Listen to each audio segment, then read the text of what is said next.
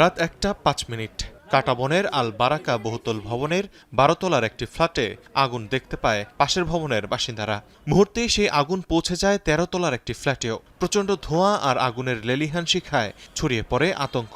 রাতে ঘুমিয়েছিলাম, হঠাৎ আমরা দেখতে পাই যে আগুনের ধোঁয়া দেখতে পাওয়ার কারণে আমরা সবাই আতঙ্কিত হয়ে পড়ি। সম্পূর্ণটা নিয়ন্ত্রণে আসছে খুবই কম সময়ে, আমি এটা দেখছি, কিন্তু তারপরেরটায় পানি শেষ হয়ে গেছে। যেটুকু জানতে পারছি আমি নিচে এসে পানি শেষ হয়ে গেছে, পরেরটা ওখানে লেগে গেছে। আমি তখন দেখতেছি যে আগুন কেবল জ্বলতেছে, মানে অত ভয়াবহ হয়নি। এবং ওইটা আর কি একটা বেডরুম মতো ছিল, কিন্তু ওইটা আর কি আমি যতদূর শুনছি যে ওইটা কোনো মানুষ থাকে না, ওটা হচ্ছে একটা অফিস। তো ওদের জায়গাটা এত ন্যারো যে এরা যেই মোটর বা পাম্প অথবা যে জেনারেটর যেটাই বলেন ওদের যে সাইজটা আছে সেটা যে নিবে সেই স্পেসটুকু নাই।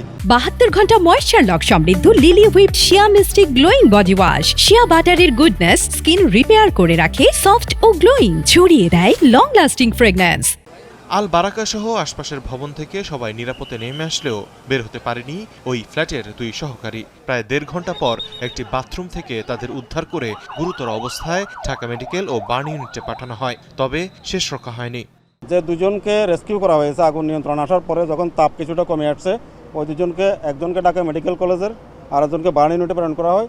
তো পরবর্তীতে সর্বশেষ যে সংবাদ পেলাম, আমার 2টা পার্টি ওখানে 2 হাসপাতালে আছে, দুজনকে মারা গেছে। এদিকে শুরুতে 2 ইউনিট আগুন নিয়ন্ত্রণের চেষ্টা করলেও পরবর্তীতে যুক্ত হয় আরও 4 ইউনিট। টানা 2 ঘন্টার চেষ্টার পর আগুন নিয়ন্ত্রণে আসে। ফায়ার সার্ভিস জানায় ভবনটিতে অগ্নি নির্বাপন ব্যবস্থা ছিল না, মানা হয়নি বিল্ডিং কোড।